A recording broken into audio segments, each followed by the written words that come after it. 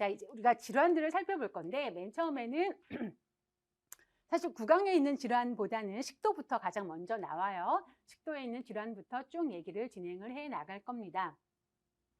그래서 식도에 있는 걸로 제일 처음에 나오는 게 연하곤란증이에요. 연하곤란은 연하라는 거는 뭐라 그랬어요? 삼키는 거라고 말씀을 드렸습니다. 삼키는데 문제가 있는 거예요. 연하장애라고도 얘기를 하고 있고요. 삼킴장애라고도 얘기를 하고 있습니다.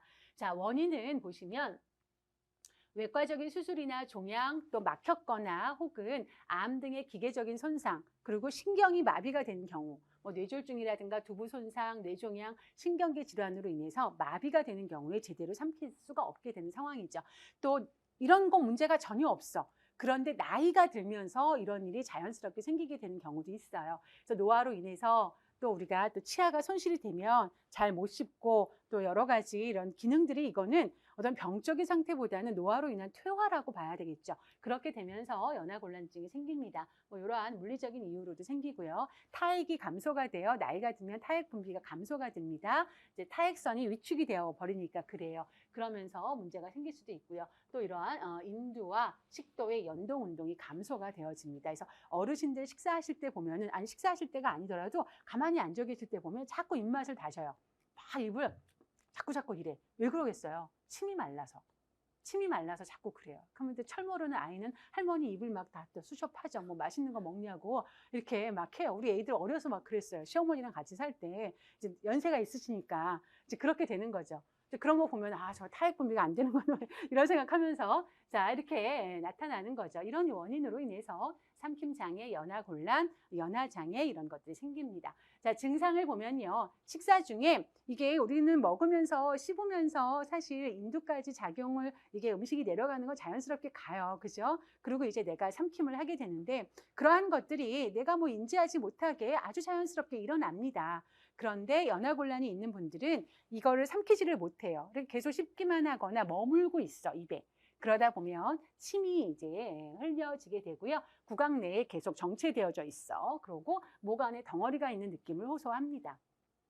삼키지 못하니까 자꾸 잘못 기도로 넘어가서 흡인의 위험이 커지게 되고 그로 인해서 또 이제 발작적인 기침, 얼굴이 그냥 아주 새파래지게 막 땀까지 흘리면서 발작적인 기침을 합니다. 그러다 보면 심해지면 기도 폐색이 생길 수가 있고요. 자꾸 이제 기도로 넘어가게 되면 흡인성 폐렴의 위험이 생길 수가 있고 심하면 질식도 생길 수가 있죠. 이러다 보니 당연히 어때요? 식사 섭취량이 정상적이겠습니까? 감소될 수밖에 없어요. 그러다 보면 체중 감소 생기고요. 또 이제 이런 연하곤란증이 있는 분들이 액상의 음식, 그러니까 물, 뭐 이런 거 있잖아요. 주르륵 흐르는 거. 이런 걸 못 먹어요. 왜냐하면 이게 제대로 삼킴이 잘 안 되고 자꾸 기도 쪽으로 이제 흡인이 되어지다 보니까 물을 잘 못 먹어. 그러다 보면 어때요? 탈수가 생기게 되는 거죠. 결과적으로 영양결핍을 초래할 수 있습니다. 사실은 굉장히 엄청 불편한 거예요. 나이 드신 어르신들하고 그래서 식사를 할 때 보면 어떤 어르신은 연하곤란이 심하니까 입에서 자꾸 씹어. 이제 그러다가 그거를 어떻게 못 삼키니까 어떻게 해요? 뱉어요. 그러면 이제 함께 식사하는 사람이 불편하죠. 그러니까 어르신들이 함께 식사를 하려고 해요, 안 하려고? 안 하려고 해요. 그리고 또 같이 먹는 사람도 자꾸 뱉어, 막 이렇게 자꾸 흘려. 이러니까 이제 싫어해. 철 모르는 우리 아이들은. 그러니까 할머니랑 식사를 잘 안 하려고 해. 이런 일들이 생겨요. 또 갑자기 이제 뭐 그런 얘기. 자, 식사요법은 어떻게 해야 될까요? 아무래도 이런 문제들이 발생할 수가 있기 때문에 고영양식을 먹어야 합니다. 식사는 부드러운 음식으로 해주고요. 액체 같은 경우 주르륵 흐르는 액체를 벌컥벌컥 먹을 수가 있다 없다? 없기 때문에 액체의 농도를 조절해 줘야 돼요. 점도를 조절을 해줘야 됩니다. 그래서 액체의 점도를 조절을 해주는데 이거 농우제 같은 게 있어요. 농우제의 성분은 식이섬유소라든가 뭐 전분이라든가 뭐 덱스트린이라든가 뭐 이런 것들로 구성이 되어져 있는 농우제가 있답니다. 그래서 가루로 이걸 팔아요. 그러면 이 농우제를 내가 물에다가 이제 어느 정도의 점도를 해야 되겠다라고 이렇게 염두에 두고 그거를 섞어가지고 하면 정말 이렇게 묵처럼 되는 경우도 있고 퓨레 정도로 이제 떠먹는 요거트 있잖아요. 그 정도로도 만들 수가 있고 그렇게 할 수 있어요. 그렇게 해가지고 탈수가 되지 않도록 해서 먹여야 합니다. 자, 신경계 이상인 환자의 경우에 유동식은 흡인의 위험이 있기 때문에 걸쭉한 농후 유동식을 제공을 해주는 거죠. 퓨레식 정도의 그런 농도로 제공을 해줍니다. 삼킴의 장애가 심하면 심할수록 점도는 더 이제 좀 뭐라 그래야 돼요? 강한 점도를 가져야 되겠죠.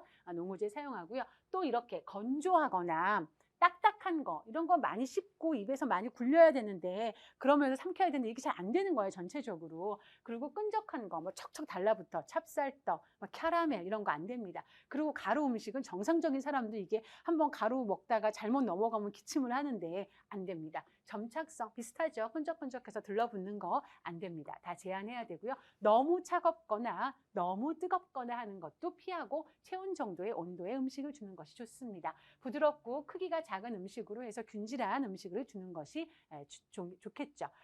이거는 또 잘 안 넘어가는 거잖아요. 이게 내려가지가 않는 거란 말이에요. 그러니까 좀 잘 내려가는 자세로 식사를 하는 것이 좋겠죠. 그러니까 이제 이렇게 좀 이렇게 다리는 어디다 할까?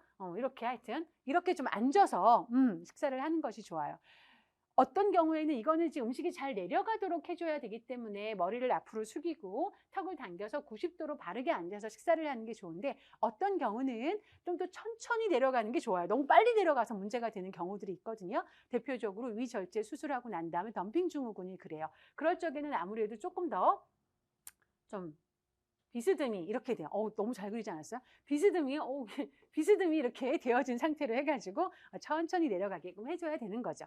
자, 그리고 연하곤란증 단계별로 영양치료인데 이건 절대적인 건 아닙니다. 절대적인 건 아니고 이 개인의 상태에 따라서 1단계로 또는 2단계로 아주 약한 그러한 연하곤란식을 줄 수가 있어요. 1단계 퓨레식 같은 경우가 보면은 증상이 심한 단계에서 적용할 수 있는 거예요. 삶아서 거른 동질에 점성이 있는 음식을 제공하고 맑은 액상식품은 농후제를 이용해서 점도를 조절해 주어야 합니다. 그리고 식품으로 줄 적에는 푸딩, 뭔지 아시죠? 떠먹는 정도. 그다음에 치즈케이크도 그거 아시죠?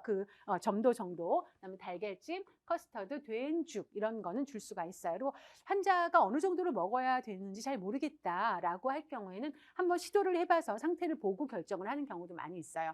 그리고 이제 보시면 여러분 이거는 어떤 상상을 하시면 좋으냐면 저희도 병원에서 저도 많이 썼는데 보세요. 연하곤란이 있는 환자예요. 그런데 기본적으로 그 사람 밥 줘요? 밥 못 주지.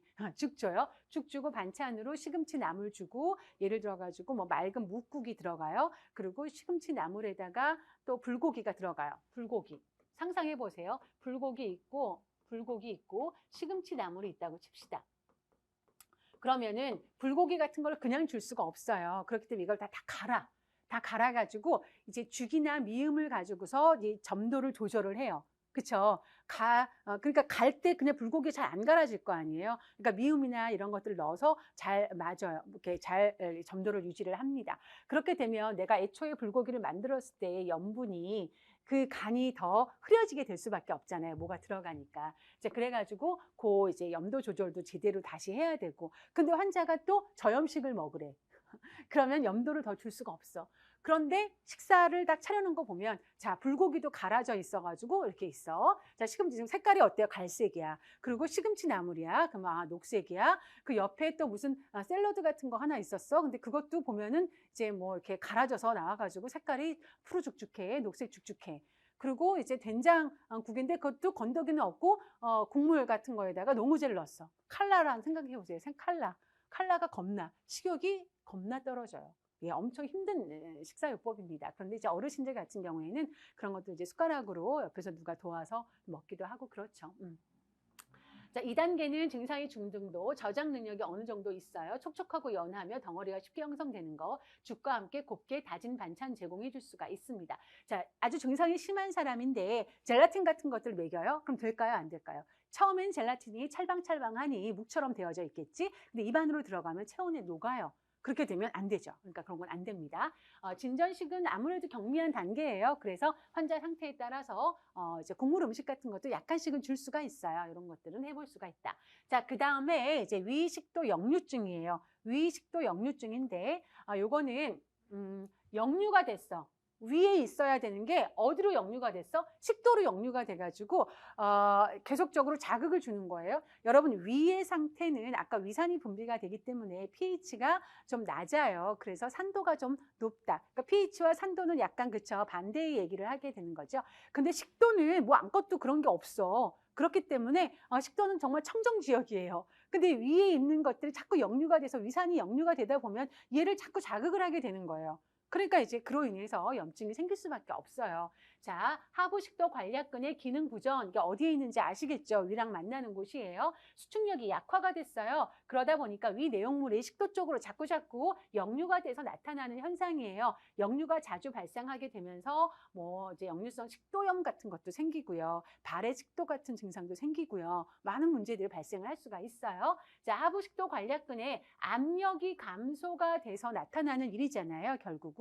그래서 압력이 감소되는 원인이 뭐냐? 그리고 또 그 이외에 역류 증상을 증가시키는 뭐 어떤 식이성 요인이나 이런 것들은 뭐냐라고 하는 것들이 여기 나와 있어요. 보시면 하부식도 관략근의 압력이 감소되는 요인으로는 임신하게 되면 어때요, 여러분? 복압이 증가를 합니다. 그러다 보면은 이제 역류가 잘 돼요. 그리고 또 하나는 임신을 하게 되면 태반에서 여러 가지 호르몬들이 분비가 되어집니다. 대표적으로 뭐 에스트로겐, 프로게스테론 이런 것들이 분비가 되는데 특히나 프로게스테론 같은 경우는요, 이 평활근을 이완시키는 작용을 한답니다. 그러다 보니까 아무래도 이제 이런 하부식도 관략근이 평활근으로 되어져 있단 말이지. 그러니까 이게 이완되는 거예요. 그러니까 자꾸 역류가 잘 되네. 그래서 압력을 감소시키는. 그래서 임신, 또 비만도 이제 아무래도 복압이 높아지게 되는 거죠. 복수는 간질환에서 많이 나타나는 경우들이 있어요. 이제 복강내로 이런 이제 수분이 침출돼서 나타나는 현상인데 복수 너무 많이 먹었네. 그럴 적에도 막 끄끄대잖아요. 그러면서 이제 그런 또 허리나 배를 압박하는 보정 속옷을 입었어요. 그래도 나타날 수가 있고요. 식후에 바로 누우면 소화되는 게 아니라 역류성 식도염에 걸릴 수 있어. 왜 이게 위하고 식도의 높이가 그죠? 이렇게 비슷해지게 되다 보니까 아무래도 이런 하부식도 관략근이 아무래도 그쵸 압력이 감소가 되어지게 된다. 역류 증상을 더 증가시키는 요인이 있어요. 가스트린 같은 경우 이제 이런 호르몬 가스트린 에스트로겐, 프로게스테론 얘네들이 아무래도 조금 더 그런 역할을 합니다. 약물에 의해서 또 노화에 의해서 나타나기도 하고요. 우리가 먹는 음식 중에는 카페인, 초콜릿, 흡연, 알코올, 또 고지방, 위에 오래 머무는 그런 음식을 먹으면 그리고 얘네들은 아무래도 위벽을 많이 자극하다 보면 위산 역류가 더 잘 됩니다. 양파, 민트류, 뭐 박하사탕 대표적으로 그렇죠. 지금은 저 이거 거의 못 봤어요. 지금은 이제 사탕 있는 곳도 별로 없는데 음식점 같은 데 가면 다 먹고 나면 항아리에 하얀 색깔에 우리 박하사탕이 엄청 많이 들어있어요. 그럼 또 그거를 고기 먹고 막 이래서 왠지 개운해지게 박하사탕 두세 개 입에 물고 나오고 또 이게 챙겨 나와. 이런 거 자꾸 하면 역류될 수가 있어요. 과식한 데다가 그런 거 먹으면 더 그럴 수 있어요. 그 다음에 탈식도증, 우리가 식도열공 헤르니아라고 부르는 거. 그 구멍이 헐거워진 상황이에요. 헐거워지게 되면 아무래도 이제 그죠 식도 하부식도의 관략근이 수축되는 것이 그 열공에 의해서도 같이 영향을 받는데 그렇잖아요. 타이트하게 이렇게 딱 조여줘야 도움이 되는데 이게 헐거워져 있으면 아무래도 그렇습니다. 그리고 이제 과민성 장질환, 식도 운동이 이상 있을 때 나타날 수 있습니다. 자, 증상으로는요, 속쓰림, 가장 대표적인 증상이에요. 근데 그냥, 속이 쓰려요. 이렇게 얘기 안 하고요. 뭐라고 얘기해요? 이거 텔레비전에서 이 약 선전하는데 저 정말 선전 잘했다라는 생각이 들었던 게 타는 듯한 속쓰림이라고 그래요. 타는 듯한, 헛번이라고 해요. 가슴이 타는 듯한, 하트가 번이야. 그래서 타는 듯한 그런 통증을 호소합니다. 그래가지고 그 약 선전할 때 보니까 뭐 식도하고 위 이렇게 나와 있는 거에 막 타는 듯한 속쓰림이라고 누가 나왔어요? 소방관이 나오셨어? 이제 예쁜 애니메이션으로 해서 소방관이 나와서 막 거기다가 이렇게 막 불을 끄는 그런 선전을 하더라고요. 그래서 굉장히 잘했다라는 생각이 들었는데 그렇게 헛번의 속쓰림을 호소합니다. 식도염이 생길 수가 있고요. 더 심하면 궤양이 생길 수가 있어요. 왜? 식도의 환경과 위에서의 환경이 굉장히 다르기 때문에 그렇습니다. 그 다음에 천공이 생길 수가 있고요. 구멍 나는 거예요. 쉽게 말하면. 그러고 이제 식도 출혈이 생길 수가 있고 연하곤란도 같이 생길 수가 있어요. 그리고 나오나요? 발해 식도의 위험이 생기는데 계속적으로 위산이 역류가 되어지면서 어떤 그 조직에 변화가 생기는 거예요. 식도 조직에. 그렇게 되면 발해 식도가 되면 이거 식도암으로 갈 위험성이 상당히 커지게 됩니다. 자, 그렇게 되고 인두의 이물감, 그러니까 자꾸 쾌쾌쾌쾌하고 막 이런 것들을 호소해요. 그러면서 목소리가 쉰 목소리가 나타나기도 합니다. 기침도 하고요. 자, 이렇게 됐어요. 식사요법은 어떻게 해야 할까? 일단 과식이나 비만이나 이런 거 하지 말아야 돼요. 그래서 체중이 너무 많이 나가요. 그러면 사실 체중을 줄이는 것만으로도 많은 효과를 얻을 수가 있습니다. 그래서 비만인 경우에 체중 조절해야 되고 과식, 특히 야식 먹고만 4-5시간씩 앉아있는 사람 드물잖아요. 그렇죠? 이제 그런 경우 자극성 있는 음식의 섭취는 제한해야 되고요. 우리가 먹는 흡연, 기호품이라고 볼 수가 있는데 흡연, 술, 고지방식, 초콜릿, 박하 이렇게 또 향이 많이 나는 마늘, 양파, 이제 계피 이런 것들에 대한 섭취를 줄여야 되고요. 식사를 할 적에는 지방이 적은 단백질 식품, 지방이 적은 당질 식품 위주로 먹습니다. 그래서 저지방 단백질 식품, 저지방 지방 식품으로 식단을 구성을 해서 주고요. 이게 이제 아무래도 역류가 자꾸 되다 보면은 식도염도 생길 수가 있고 하면은 이 부위가 그죠? 이 조직이 빨리빨리 상처가 회복이 되어야 하거든요. 그러다 보면 비타민 C나 이런 것들이 굉장히 중요해요. 그런데 이제 여기도 마찬가지니까 이런 것들을 좀 충분하게 섭취가 될 수 있도록 해야 된다. 이렇게 얘기할 수 있습니다. 식도 질환에서의 또 마지막 3번째 식도염이에요. 식도염은 급성 식도염 같은 경우에는 내가 너무 자극적인 거를 갑자기 많이 먹었어요. 그랬을 때는 나타날 수가 있고 바이러스 감염 또는 만성 식도염의 경우에는 위산 역류가 계속 되면서 이게 만성화되는 거예요. 이제 그러면서 나타날 수가 있습니다. 위산의 역류는 식도열공 헤르니아 또 식도하부 관략근의 압력이 감소되고 복압이 증가되고 빈번한 구토, 또 구토를 자꾸 하면 계속적으로 아무래도 이제 구토된 물질 안에 산성 물질이 막 되게 많이 있을 거 아니에요. 그리고 약물이나 경관 급식을 하면서 계속 식도가 자극이 되어지는 이러한 것이 원인이 될 수가 있어요. 여러분들 다 이제 이거 생리적으로 해부학적으로 다 아실 수 있는 내용입니다. 식후 보통 30분에서 60분 후에 속쓰림의 통증이 나타나요. 식도 역류가 생기고 또 연하곤란이 생기는 그러한 증상이 있습니다. 식사요법은 크게 다르지 않아요. 식도 역류증과 동일한 식사요법을 적용하면 되죠. 저지방에 유동식으로 밥을 먹을 수 있으면 밥도 괜찮겠지만 유동식, 단백질, 사실 식도염까지 가면은 되게 조금 많이 아플 거예요. 식사하고 나서 되게 금방 빠른 시간 내에 아파요. 식도 지나갈 때쯤이 돼서 아프고 제가 식도염을 알아봐서 그래서 내시경 검사했던 식도염으로 나왔었거든요. 이게 나오더라고요. 그래서 단백질 충분히 섭취를 해줘야 된다. 탄산음료, 커피, 후춧가루, 토마토 이런 오렌지 신 거, 매우 뜨거운 거, 또 거친 거, 자극성 음식은 제한을 해야 되는 너무나 당연한 식사요법을 해야 된다. 이렇게 볼 수가 있습니다. 여기까지가 이제 식도에 관련된 질환이라고 보실 수가 있고요. 이제 그 다음에 나오는 위장 질환에 대한 내용을 진행하겠습니다. 자, 식도 질환 얘기했고 그 다음에 위장 질환 갑시다. 위장 질환에는 급성 위염이 있고 만성 위염이 있어요. 근데 대부분의 만성 위염뿐만이 아니라 이제 질환들로 보면은 만성 질환들이 많이 나오거든요. 만성 질환이 나오면 그다음에 그 전에는 꼭 급성이 있어요. 급성이 제대로 치료가 되지 않아서 만성화 가는 경우도 상당히 많이 있습니다.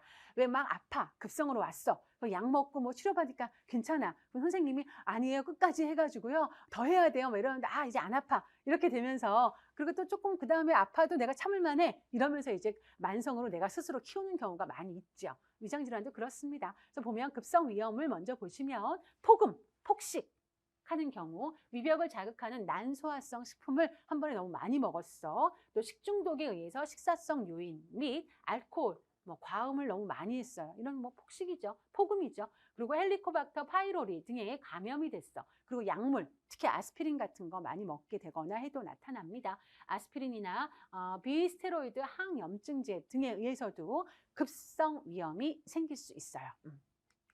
자, 그러면 증상은 어떠냐? 급성 위염의 경우에 트름이 좀 잦아요. 그리고 구토, 복통, 메스꺼움, 복부 팽만감, 식욕부진, 소화불량 등의 복부 증상이 나타나고요. 심한 경우에는 설사를 동반한 혈변이 생길 수가 있습니다. 토열 증상도 생기고요. 설사가 나타나는 건 위에서 충분하게 부드러운 유미즙을 형성해서 소장으로 내려가야 되는데 그러한 것들이 충분하게 이루어지지 않으면서 나타날 수 있으면 고산투합성 물질이 소장으로 유입이 되었으면 어때요? 혈액에 있는 수분이 그쪽으로 몰리게 돼서 부피가 팽창이 되면서 이동이 되겠죠. 그럼 빠르게 소장을 지나서 그죠? 대장으로 가겠죠. 설사가 나타날 수 있겠죠. 이렇게 되는 거죠.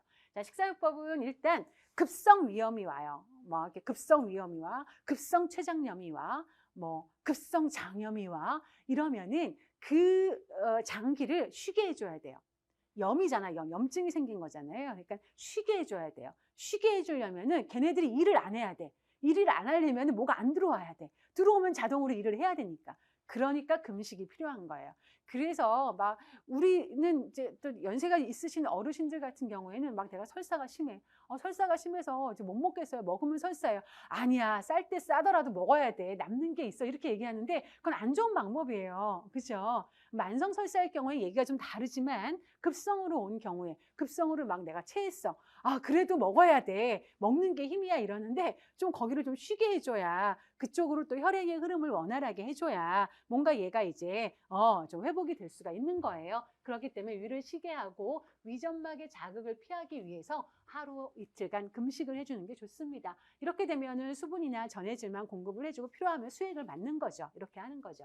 금식 후에는요, 이행식으로 해서 점차적인 식사를 공급해 주는 게 좋습니다. 이행식을 할 적에는 먼저 당질이 이제 가장 좋겠죠. 당질 위주의 맑은 유동식으로 제공을 하고 일반 유동식을 거쳐서 뭐 환자의 상태에 따라서 이행을 해서 이제 상식까지 가게 되는데 보통은 우리가 이제 상식을 갈 수도 있어요. 이건 환자 상태에 따라서. 근데 자극이 없는 식사를 주는 것이 바람직하다라고 얘기를 할 수가 있고요. 역시나 양질의 단백질과 비타민 C를 충분히 보충을 해줘서 이제 빨리 상처가 회복이 될 수 있도록 해주는 거죠. 뭐 궤양이나 염증이나 다 어떤 조직이 회복이 되어야 하는 거죠. 그죠? 자, 그래서 만성 위염으로 갑니다. 급성, 만성 얘기할 적에 만성. 급성 위염이 장기화됐네? 그리고 이제 어르신들 같은 경우에 만성 위염이 많아요. 한두 개 약 안 드시는 분들이 없거든요. 지병이 있어서. 이제 그렇게 되는 경우에 이제 만성 위염이 생깁니다. 알코올 중독, 헬리코박터 파이로리 감염. 그래서 위염을 선생님이 위염이라고 진단을 해서 선생님이 약을 줬어. 근데 그걸 먹고도 명쾌하게 금방 안 나아져. 그러면 꼭 해보자고 하죠. 헬리코박터 파이로리균에 대한 검사를 해보자고 합니다. 노화. 위산 과다와 위산 감소. 자, 이번 시간은 만성 위염에 대한 내용까지 해야 될 것 같아요. 만성 위염은요, 위산이 너무 과다하게 분비돼서 생기는 경우가 있고요. 위산이 너무 과소하게, 즉 다시 말해서 거의 위산이 안 나와서 그거를 무산성 또는 저산성 이렇게 얘기를 해요. 이 두 가지 패턴이 있어요. 이 두 가지 패턴에 따라서 식사요법이 달라요. 구별해서 기억을 해두셔야 됩니다. 그래서 위산이 과다한 경우, 위산이 감소된 경우 증상은 급성 위염과 비슷합니다. 그런데 거기에 이제 구취라든가 설태, 뭐 입에서 냄새가 나면 너 위 안 좋은가 보다 이런 얘기하는 경우 왕왕 있어요. 그렇죠? 설태는 입이 그러니까 혀에 뭐 허옇게 낀 거야. 그죠? 변비도 생길 수 있고요. 그리고 사람이 되게 이제 권태감, 무력감 같은 게 생기고 나중에 빈혈도 생길 수가 있어요. 자, 체중 감소 생길 수가 있습니다. 식사 섭취 제대로 못하기 때문에 그래요. 자, 그러면 과산성 위염과 무산성 위염을 비교해서 잘 알아두셔라 라는 거. 이번 시간 중요한 내용. 자, 과산성 위염인데 이거는 위산이 너무 과다하게 분비가 되는 걸로 이거를 옛날에는 미란성 위염이라는 말도 썼어요. 그래서 가끔 건강검진하면 위 내시경 검사하잖아요. 그랬을 적에 거기에 이제 결과에 보면 미란성 위염이 의심됩니다. 이런 말이 써 있어요. 그게 다른 거 아니야. 과산성 위염을 얘기를 하는 거예요. 자, 그래가지고 이건 젊은 사람들한테서 많이 나타나요. 청년층 또는 장년, 청장년층과 같은 주로 젊은 사람한테 많이 나타납니다. 위액 분비가 증가된 거예요. 뭐 위산만 딱 분비가 증가되겠습니까? 전체적으로 위에서 나오는 위액 분비가 증가가 되니까 이것이 위 점막을 자극을 줘서 통증을 유발시키게 됩니다. 그렇게 되기 때문에 이럴 적에는 일단 당질 위주의 충분한 에너지를 공급을 해주고요. 일단 지방도 유화지방 형태로 줘야 되는 게 바람직하고요. 또 적절한 단백질 섭취해줘야 되고 중요한 큰 차이가 바로 저섬유식이에요. 그냥 섬유소를 줄여라가 아니라 저섬유식으로 줘야 돼요. 섬유소라고 하는 거는 우리가 이제 소화가 되는 건 아닙니다. 그죠? 그렇기 때문에 계속 얘가 이제 가요.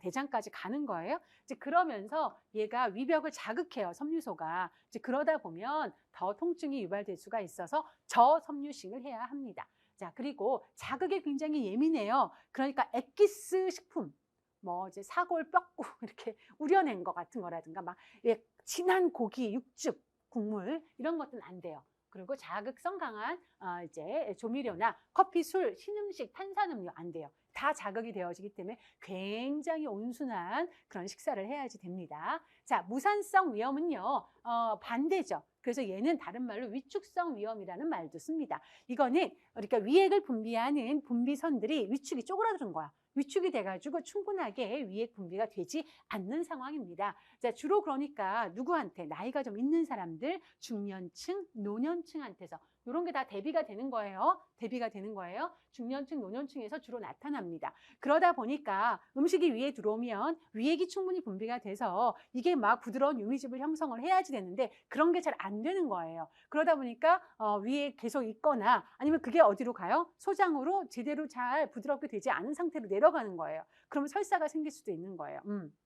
그러고 식욕 저하가 생기고 설사가 생기고 단백질 소화 능력 저하될 수밖에 없지. 펩신오겐이 펩신으로 전환이 잘 안 되고 이렇게 되는 거죠. 그러다 보면 또 뭐 산화형 처리, 환원형 철로 잘 안 되니까 철결핍성 빈혈도 생길 수가 있겠고 뭐 스토리가 쭉 나오는 거지. 이제 내인성 인자도 분비가 많이 안 되니까 B12 결핍되는 그런 악성 빈혈도 생길 수가 있겠고 뭐 이런 얘기가 쭉 나와. 섬유소를 먹었어? 섬유소가 우리 몸에서 소화가 되지는 않을지언정 위에서 분비되는 위산 및 위액에 의해서 부드럽게는 돼요. 그걸 연화라고 얘기해요.